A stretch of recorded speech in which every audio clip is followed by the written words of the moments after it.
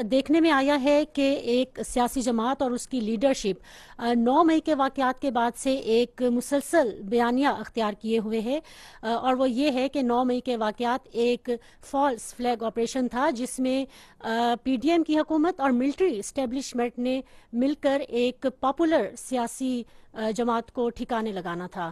اس حوالے سے سر آپ کے کمنٹس چاہیے۔ Thank you.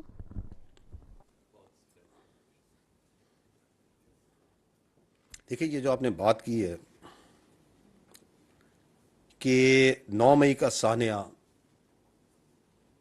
فوج یا ایجنسیوں نے کروایا، اس سے زیادہ شرمناک اور افسوسناک بات نہیں کی جا سکتی۔ یہ بات کہنے والوں کی زہریلی سوچ اور سیاسی ذہن کی عکاسی کرتا ہے۔ وقت کی قلت کے باعث میں صرف چند زمینی حقائق آپ کے سامنے رکھتا ہوں اور آپ خود فیصلہ کیجیے۔